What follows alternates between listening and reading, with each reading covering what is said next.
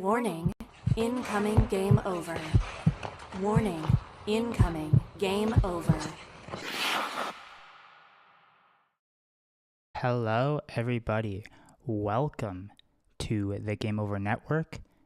My name is Ash. And we have to say a welcome to Connor McDavid. After a 3-game absence, 3-game suspension, he comes back with a 4-2 Oilers victory over the Seattle Kraken to keep first place in the Pacific, third place in the league. How are we feeling? Well, if you were looking for McDavid to have a game back, this is everything that you could have asked for. I mean, on the top line with Draisaitl, with Hyman, playing lots of minutes with Bouchard and Ekholm. As a unit of 5, I mean, it's my opinion that they're the best 5 in the league. Like, you can't really, who's better? Is there really a better 5-man unit you can put out there? No, they only get 1 goal. And it is a nice one from McDavid. The amount of chances that top line was producing is just, it's out of this world. It really, really is. There were some people on the broadcast maybe who were, especially towards the first period, looking at Bouchard and Ekholm, mostly Bouchard, but I maintain that it's an issue with both of them. And as well with not just them, but also like Draisaitl, that they had defensive issues. And I agree. It took a little bit for them to get going, but that second and third period, whenever they're out there, it was lights out. Pretty sure the shot attempts with them on the ice were like 20-11. It was all Oilers once McDavid stepped on the ice. Really, even with only the 1 goal, kind of a statement game, at least from my perspective. Just so many chances. Zach Hyman, oh my God, in the second period, how did that puck not go in the net? Just these amazing sequences. And it's just a delight to see night in, night out from, your top guys. And really nobody does it like Connor McDavid. Nobody does it like Leon Draisaitl. And I also have to give props to Calvin Pickard. Stuart Skinner, out. Having a baby. Him and his wife, congratulations. That means Calvin Pickard gets the start, and he was just fantastic. I mean, absolutely fantastic. We'll get into it. But there were many, many plays, especially in that second period, right before Corey Perry's goal. Oh my God, the saves he was making. That's a backup goaltender. That is exactly what you want to see. He has played... He's what? I don't want to exaggerate. I think he might literally be 10-1 in his last 11 starts, something like that. Calvin Pickard is playing very, very wonderful hockey as of late, and there were a lot of points in this game where, Pickard doesn't make those saves. The Oilers are a lot more out of it because this was kind of a back and forth game. It was a very even game. The shots were very close. The Oilers would get a lot of chances, and then Seattle would get a lot of zone time. I didn't think the quality of Seattle's chances were as good, but it was still a lot of zone time. And that's not what you want to see. That's kind of like the main thing that was holding this Oilers team back last year, was that it felt like the waiting room for the McDavid and Draisaitl line to just come back on the ice and score, get some chances, right? A little bit of that tonight, a little bit. We'll get into it, but yeah, no, just props to Pickard for keeping us in, and on the 2 goals, we'll go through them right now. The 2 goals against, can't fault him for either of those. You really, really can't. I mean, on the first one, they challenged it for goalie interference. They don't get it. I think, in my opinion, it's the right call. Brett Kulak does push Hayden into Pickard there. It sucks. Definitely interferes with his ability to make the play, but that is on Kulak. Not saying he made the absolute wrong play, but that puck does end up in the back of the net. but you can't really fault Pickard for that. And then on the second one, it's just a weird bounce after a weird bounce. It's Bouchard behind the net. It's not like a weird giveaway because the puck just kind of stays in place after he's trying to hit it up the boards. And the puck just kind of squirts out to wide open Kraken player at the point, and it just kind of takes a few weird deflects and it goes in. Weird goals from the Kraken, but outside of those two, I mean, Pickard was quite literally lights out. I mean, anything that he kind of had a fair chance of stopping tonight, he did, and I think he looked very good. Alrighty, so moving into more specifics of the Oilers game into our second period. First, I'm going to give a read to our sister show, Hyperdrive Hockey. Shift into Hyperdrive and get ready to have some fun with your new source for all the biggest stories in hockey. Bring a unique style of broadcasting and commentary with a Quebecois flavor. Hyperdrive Hockey combines top-tier hockey analysis, big stories, pop culture, and a damn fun atmosphere that will drive debate, make you think, and more. Join Max Van Hout, Daphne Malbuff, and Kevin Larme every Monday and Thursday for your fill on the hockey world. Watch on YouTube on the Game Over Network channel or subscribe to the podcast on Apple, Spotify, or Amazon. Head to our website, thegameovernetwork.com, for more. Alrighty, so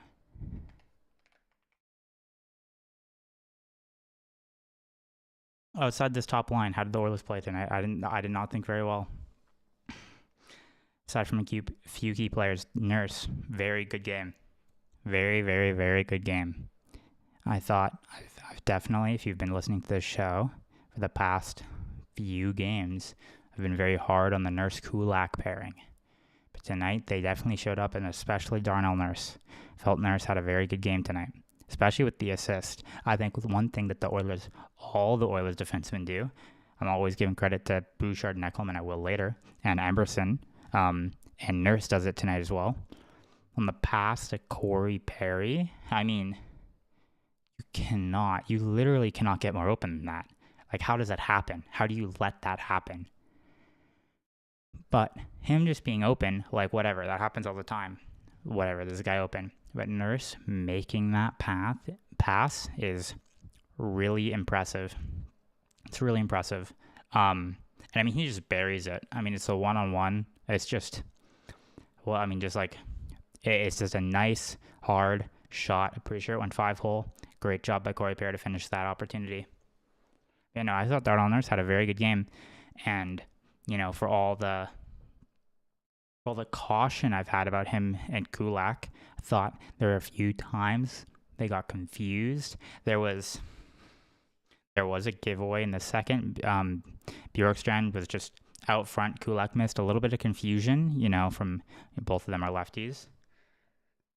Not knowing who's playing what side. Other than that, one of their best games in a very long time, in my opinion. Specifically Nurse. I thought Perry had a wonderful game. He still looks old, not slow, but he can't go very fast for very long, but he had some wonderful steals. Obviously his goal, and Kapanen as well. I thought Kapanen had a wonderful game, especially coming off the previous game, the Buffalo Sabres game, where I thought Kapanen played very well as well. Same in Vancouver. Other than that, I don't know. I have mixed feelings on this middle six that we kind of have right now, and while they kind of had better results going into the second and third period, I really don't know what Adam Henrique's place on this team is anymore. I really don't. I thought Podkolzin and Arvidsson played very well, but this is I don't really see his spot as a third center. I don't. What is he? Why is Adam Henrique on the Oilers over anybody else? Anyone we can acquire at the trade deadline, anyone we can sign, anything. What does he bring to this team? And I really can't answer that for you. I really don't know what he brings to the third center, especially as we moved out Ryan McLeod. Now, I get it. Matt Savoy, I think that is going to be worth it. But right now, we moved out McLeod because we had the confidence in Adam Henrique to drive that third line, and I don't have the confidence in him. I don't. I really don't. I would really, really like to see that a priority for the Oilers at the deadline because, I struggle to find what he brings to the team over kind of like any other center that we have or that we could pick up. And man, the Janmark Brown, they had a good game on the weekend against Buffalo. And yeah, Seattle is not like a big step up from Buffalo in terms of like competition. But man, they were not very good tonight. Aside from the goal, which was very good. Nuge and Brown, it's a perfect entry. The passing plays, the stuff that works. The Oilers are very, very good at this. These like passing plays on the entry, on the exits. It's their bread and butter, and Nurse and Brown do it perfectly. It's a bit of a weird deflection. Brown waits. And I don't even know where off Janmark it goes. Maybe his shoulder, maybe, I don't even really know where it went on off the cord. But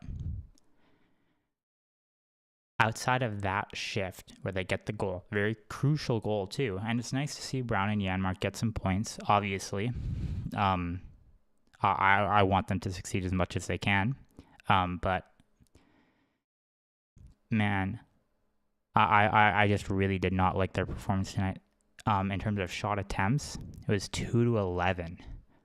Seattle was caving them in tonight. And this is kind of the norm for the Janmark Brown winger duo, whether it's Henrique or whether it's Nuge who centers them. I'm really not a fan. Especially because you know who is scratched tonight? You know who was not in the lineup? Jeff Skinner was scratched again after the wonderful game he has against Buffalo. He is scratched. Why? It's so frustrating. It's so frustrating being a fan of this team. Seeing like Jeff Skinner is like such like that was like our big off-season pickup, you know? I mean, obviously Arvidsson, but like Jeff Skinner was supposed to be that scoring winger, and he is scratched. Despite Janmark cannot score. All he does is kill penalties. Quite literally all he does is kill penalties. And it's disappointing because you know what? Jeff Skinner, despite being scratched, still has 16 points, which is more than Janmark. He has 8 goals, which is, let's see here, like 5th on the team, 6th on the team. Well, tied with Corey Perry and Evan Bouchard, ahead of people like Henrique and Connor Brown and Victor Arvidsson and Matthias Janmark and these people that are supposed to be our scoring wingers. And he is scratched, and I don't know why. And by the way, that's not just, they have more points. Skinner has more points, more goals. In like 10 less games, all these games that he scratched, it's also that he plays like 9 minutes a night. He plays the least, next to Philp, the least amount of minutes on this team every night, and yet he just gets more points than anybody else. I don't really understand like why we keep punishing him after good offensive games, good defensive games. It doesn't make any sense. Like, are we just not going to play him? Okay, like ask him to waive his no movement clause and move him and bring somebody else in. Like, it's a weird limbo state, and it does not please me very much, and I'm sure plenty of Oilers fans are also not very happy with the state of Jeff Skinner, this quantum enigma. Like, is he scratched? Is he a third liner? What's going on? And I would like to see him stay on the team. I'd like to see him get opportunities on the third, the second, maybe even the first line. This is the perfect time in the regular season with an easy schedule to experiment. But I'm sure it's getting tiring hearing me say this night in, night out, where I'm like, Jeff Skinner, he needs more opportunities. I don't know why he's scratched. I'm here night after night saying the same thing to you. And it's like, do we get any communication? Do we know? It's frustrating. It's frustrating seeing a player not be rewarded for his very positive play.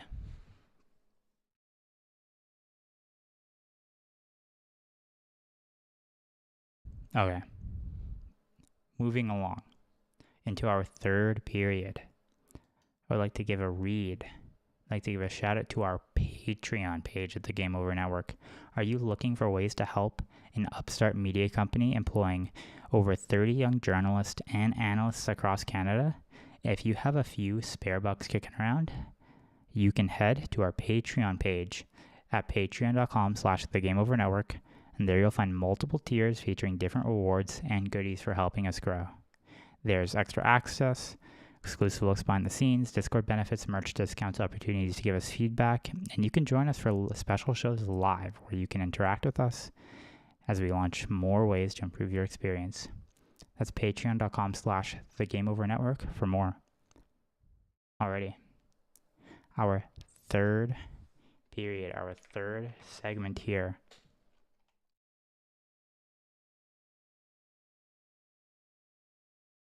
I have to talk. I have to talk about Evan Bouchard and Matthias Ekholm. I'm sorry to do it again, but I just have to. These two are one of the best pairs in the league, and they had a statement game. Well, maybe not a statement game. They had an amazing game.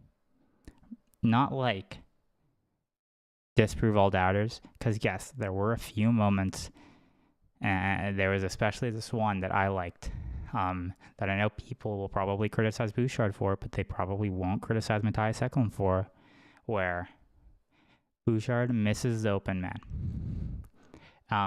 They get the pass, they get it down the ice, and then exact same play, Ekholm misses the open man in front of the net. Calvin Pickard kind of bails him out there in the third period. But yes, there definitely is something with Bouchard and Ekholm's man coverage. I mean, Oilers as a whole, I feel like they kind of lose men very often, especially on the rush in.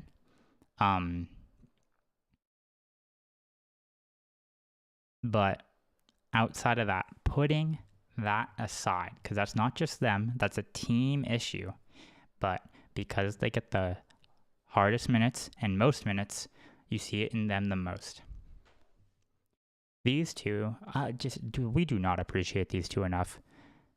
Ken Holland was not a good GM, but oh my God, I cannot believe Matthias Ekholm is an Edmonton Oiler, and I cannot believe Evan Bouchard is an Edmonton Oiler. These two are crazy. You know how many passes Bouchard and Ekholm have made to Hyman that's a near breakaway to an actual breakaway? So many. There are so many times where the puck is in our end and then it's at the opponent's blue line, especially with McDavid, Hyman, Draisaitl out there.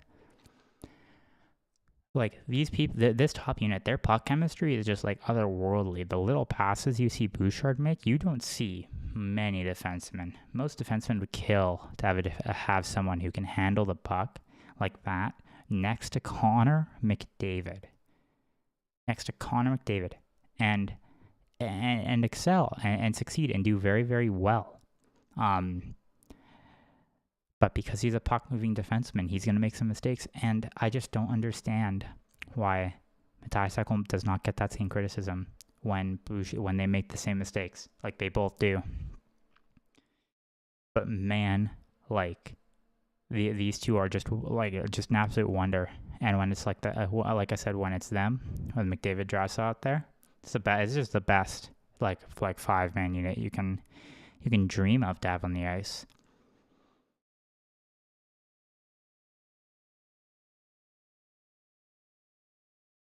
Other than that, though,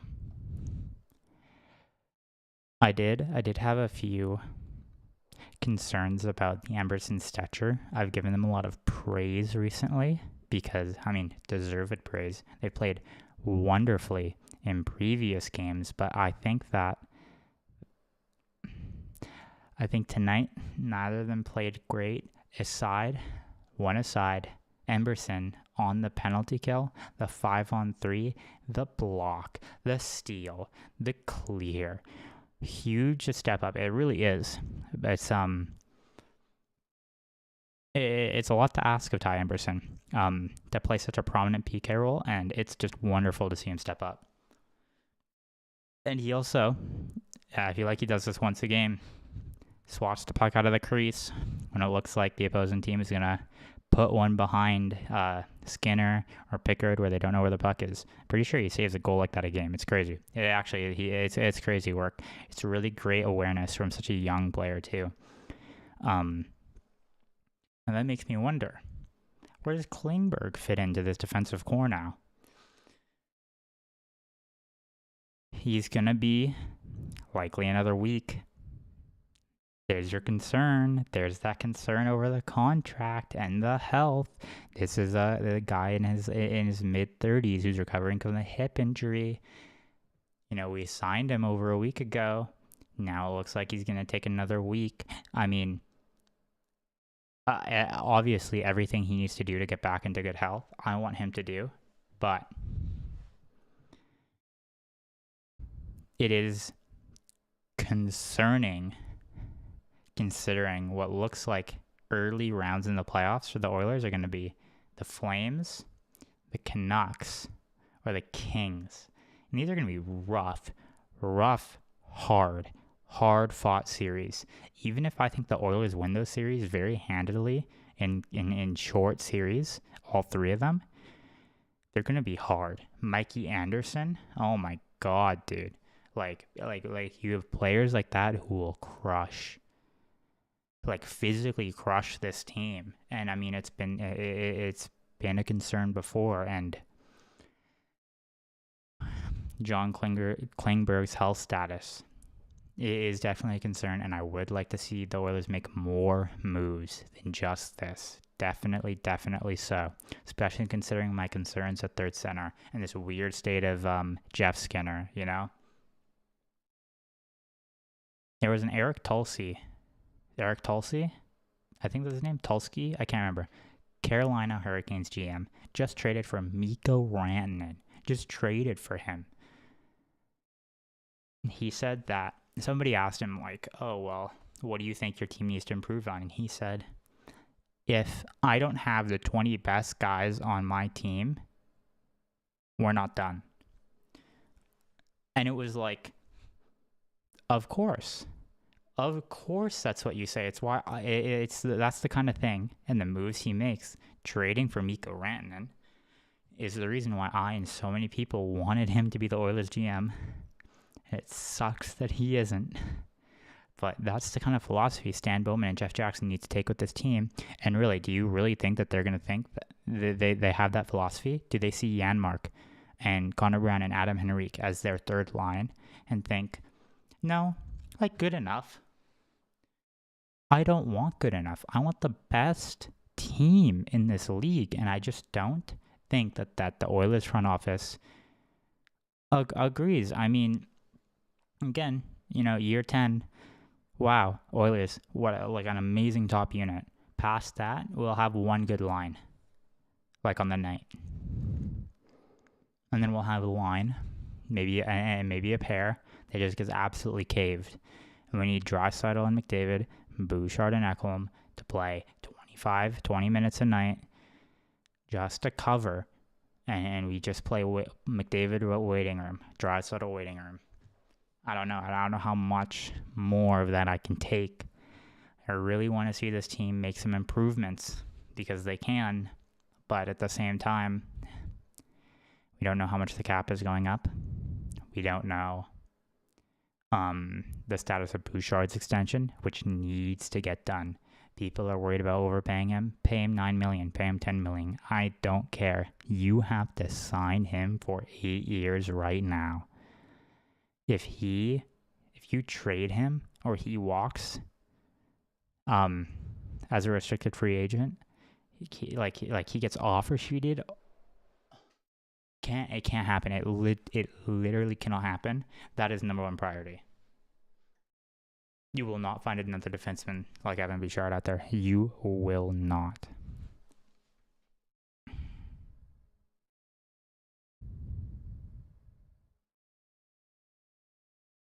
And that's just the long and short of it.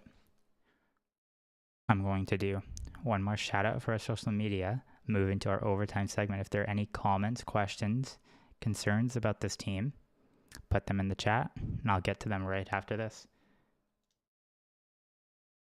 If you're enjoying the show so far, you probably want more of this, right? Well, make sure you hit the like button on this video, click subscribe on the channel, and make sure you check the notification bell so you're alerted when we go live.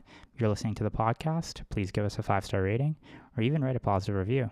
If you really like us, make sure to follow us on your favorite social media platforms. You can find the Game Over Network on Blue Sky, TikTok, Twitter, Instagram, Threads, LinkedIn.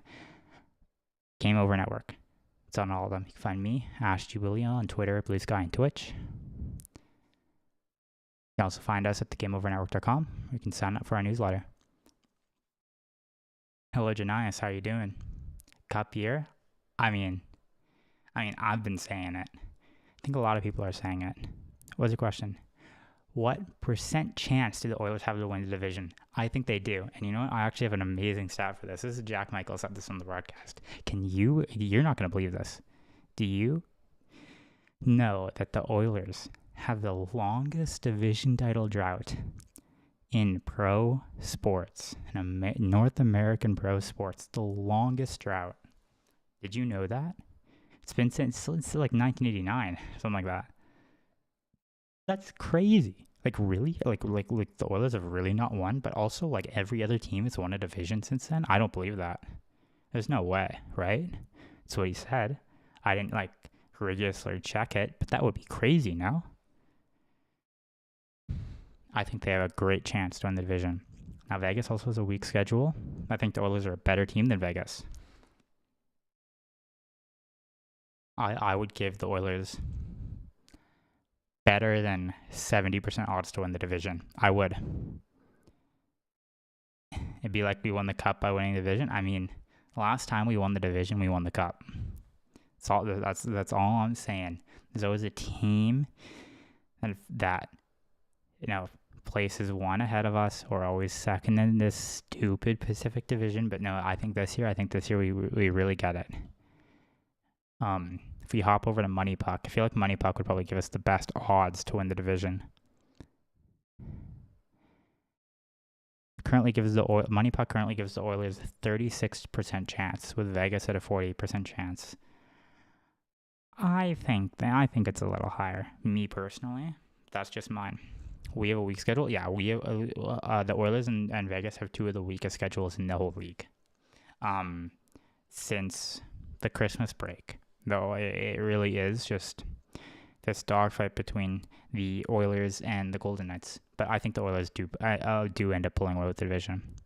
Most games versed below standings are trap games. That's true, but even with my concerns, and that's why I always call them concerns. Now you might be looking at me and be like, Ash, why are you always talking about concerns? Like concerns? Like what are you talking about? The Oilers are playing really good hockey, like really, really good hockey right now. They're consistently winning against other teams. They're consistently outshooting them. Tonight, notwithstanding, they're consistently getting good goals. They're getting pretty good goaltending. They're getting good defense. They're not on like a PDO heater or anything. Like it actually is like good results. And I think this team like shows up, especially against like these like lower ranked teams. So when I talk about the things that I'm worried about, I call them concerns because These are things that I'm concerned about for the playoffs and for against better teams. But if I'm just like looking at the Oilers just like as a team, oh my God, this is like probably the best team in the league right now. Like there's no other team that's playing better than them right now. Maybe Vegas, but not really. I don't think so. Maybe Washington. I mean, they did beat us. There you go. We play best versus tough teams. I mean, we do. But the Oilers also don't play down to competition, which you do see a lot of these better teams do. And that's what makes those lower standing games trap games. The Oilers don't play down to competition. Calgary Canucks to get the wild card. Who would you choose? I mean, you choose Calgary, no? Battle of Alberta. It's iconic. It's exactly what you want. 100% you go Calgary. Canucks, those guys are losers. Like, I also think I think the Canucks have a better chance of upset. But also, like, come on, Battle of Alberta classic. Like, classic. I also think the Canucks they have a bit more of an edge to grind. I think they're kind of like LA, where even if they can't win, they'll look to grind us down more. I feel like Calgary, that's just bitter rivalry. They're going to want to win. I mean, obviously they're all going to want to win, but that's just kind of the vibes of the situation. It's just my read. We could have won that Capitals game. Oh, man, we could have. I mean, if McDavid was there, we'd probably do, but yeah. I'm loving Dustin Wolf. I love Dustin Wolf. Like, I really do. I do love Dustin Wolf. I think he is a wonderful rookie. He's not going to win Calder. Celebrini is, but he should definitely be in the conversation. Kind of like how, Wolf is probably a better rookie than Skinner was, but Skinner was very, very good in his rookie year too. Would you give Klingberg a chance in the PP? PP too? Like Knobloch likes going to the second power play more than the first power play than Woodcroft did, which I disagree with, by the way. I think you should play your first power play as much as you can, but no, you don't give Klingberg a chance. Like why? Like why would you? There's no reason to. Bouchard has, next to Draisaitl, the best puck chemistry with McDavid that you want. You don't want an older guy coming off a hip surgery who's going to be slower, who is not going to be able to keep up, in my opinion, with the kind of movement that McDavid needs. I mean, if you watch like McDavid on the power play, Draisaitl on the power play, there's always movement, and I don't think that a defenseman like Klingberg could keep up, and that's what makes Bouchard so great, is that he can, and he's one of the few defensemen that can, because other defensemen just couldn't, just can't, even when they think they do. Like Bouchard exceeded Barrie, right? But Barrie couldn't. We beat Onekar scoring an empty netter. I mean, Draisaitl wasn't on the ice, so we don't like if Draisaitl's on the ice, like he obviously respects the sanctity of the goal, and the empty net goals are fraud stat padding. But since he wasn't on the ice, we could score, so it was fine. I would love for Bouchard to score on the power play. I mean, obviously, I think his shot needs to hit the net more often, and it's definitely not going in as much as it did last year. But no, I Bouchard is still probably top 15, top 10 like defenseman in the league. And if you don't think so, like I really urge you to actually watch him every single shift. Watch how the puck goes from his stick to the Oilers forwards, whether it's McDavid, Draisaitl, Hopkins, Henrique, anybody. And watch how no other defenseman on the team does that. Save maybe Matthias Ekholm. I think Klingberg would feel like a fountain of youth. Because he has to play well. That's true. The one thing is it is a hip injury. Hip injuries are difficult. They really impact skating, and they're really hard to come back from compared to pretty much anything else. That is my concern. I mean, obviously, I want him to play the best that he can. Many turnovers. I mean, like if you really and I mean, take notes. I take notes when I watch these games. Every time Bouchard is out, just watch what he does and watch what Ekholm does. They turn over the puck at the same rate. Like they both do. Obviously, I think Bouchard's are a little more like visible, but Ekholm and Bouchard have the same amount of giveaways this year. Every shift. Mr. Kane did well. That is true. He did do well. But obviously, like, Kane is not the same player. Patrick Kane is not the same player that he was before. And I think, it is still a concern. But Knobloch definitely likes going to his power play too. And you definitely try him. Right now you run Ekholm Nurse on that second power play, right? But you definitely gave Klingberg a shot there. I really don't know where he fits in terms of pairings, though. You can't play him with Nurse. He's going to be a third pairing. Maybe you run 11-7. Maybe you run him with Kulak. I'm not really sure. I'd like to see what happens. What will we need come trade deadline? We need a third center. I think Adam Henrique is just not it. I think Adam Henrique can play a scoring winger. We've seen him play a scoring winger well in the LA series last year before he got injured. And the occasional times he's been asked to do it this year. But I don't like him as a center, and I really want a replacement. I don't know who ends up being that replacement. I know some people have said Trent Frederick. Okay. I would like something bigger, but like a third center is my number one priority, especially because it's such a downgrade from Ryan McLeod. Like, it really is. I know Matt's always going to be worth it, but man, it really, really is.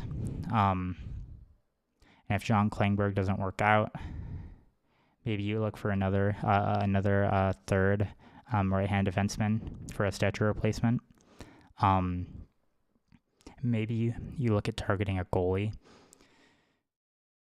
I'm not as concerned about the goalie. I'm probably more confident than other Oilers fans when it comes to Skinner and Pickard. But if you can get Kralovic Melka, you 100% do. You 100% do, right?